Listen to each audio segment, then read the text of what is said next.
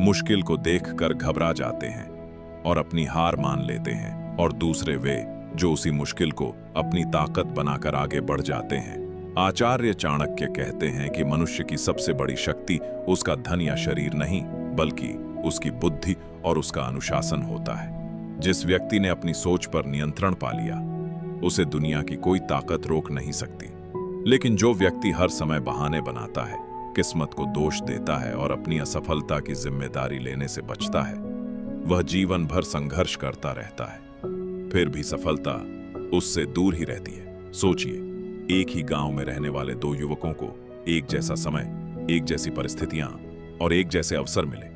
पहला युवक हर सुबह जल्दी उठता, अपने लक्ष्य के लिए मेहनत करता, नई चीजें सीखता और हर दिन खुद को पहले से बेहतर बनाने की कोशिश करता। वहीं दूसरा युवक देर तक सोता, घंटों मोबाइल चलाता, दूसरों की सफलता देखकर जलता और अपनी असफलता का दोष अपनी किस्मत पर डालता रहता।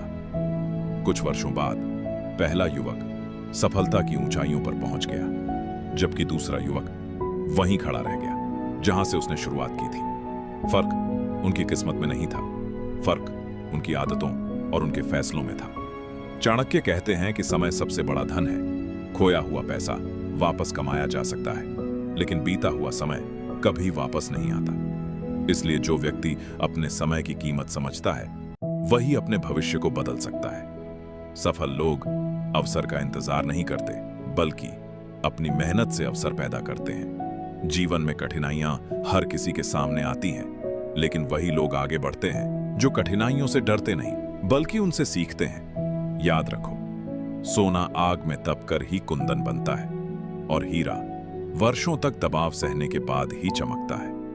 उसी तरह इंसान भी संघर्ष के बाद ही महान बनता है। अगर आज लोग तुम्हारा मजाक उड़ा रहे हैं, तुम्हारी मेहनत का परिणाम दिखाई नहीं दे रहा या बार बार असफलता मिल रही है, तो निराश मत होना, क्योंकि प्रकृति कभी भी सच्ची मेहनत को व्यर्थ नहीं जाने देती।